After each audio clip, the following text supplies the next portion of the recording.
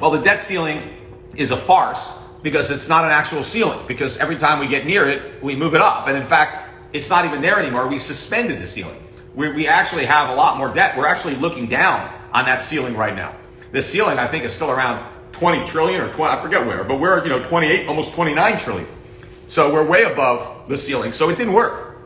The idea was to have a debt ceiling to prevent the government from taking on too much debt. And clearly, it did not work, right? You talk about the best laid plans of mice and men. This plan was a complete disaster because the ceiling proved not to be a ceiling at all because Congress was given the ability to raise the ceiling. Now, if the ceiling was fixed and it could never be raised, well, then maybe it would have worked. But as it turns out, it was just a gimmick.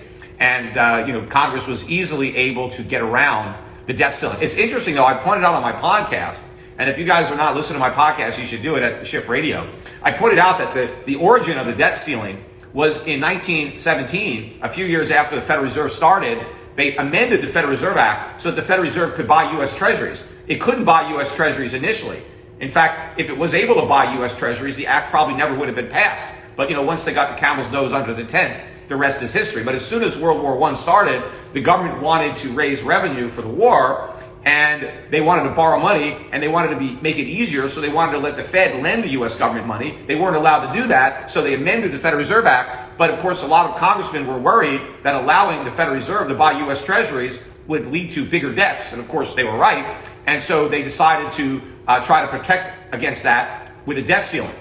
What they actually should have done was never amended the Federal Reserve Act. You cannot, trust the fox to guard your hen house. So we never should have amended the Federal Reserve Act. In fact, we never should have gotten involved in World War I. Both of those were mistakes. We should have stayed out of World War I. We had no business being in World War I. And even though we won the war, we actually lost the war. Because of World War I, we ended up amending the Federal Reserve Act so that the Federal Reserve can buy U.S. Treasuries. And now look at the result. $28 trillion worth of debt, all this QE programs, everything that they've done, none of it would have been possible had we not entered the First World War. Now, of course, maybe they would have made the adjustment when we got into the Second World War. But of course, here's the irony. Had America never entered the First World War, there probably never would have been a Second World War because there wouldn't have been a complete destruction of Germany. Germany and Britain would have come to a more even peace. There would have been no Treaty of Versailles. There probably never would have been a Nazi party or an Adolf Hitler. So you can go back and look at all these dominoes that fall down from making one little mistake. But we've been paying for those mistakes ever since.